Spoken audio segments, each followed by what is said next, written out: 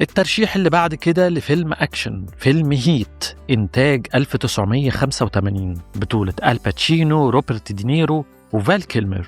الكاست بتاع الفيلم كفاية، وفال كيلمر من الممثلين المهمين في التسعينات، بس شوية قرارات خدها في حياته أثرت على مسيرته وما خدش الشهرة اللي يستحقها. أحداث الفيلم بتدور حوالين عصابة محترفة بيقودها نيل، اللي بيكون في مواجهتهم الضابط فينسنت اللي بيحاول بكل الطرق إنه يوقع نيل وعصابته، وده وسط أحداث درامية بتقلب حياة كل واحد منهم. مين فيهم اللي هينتصر في المعركة دي؟ ده اللي بنشوفه في الأحداث.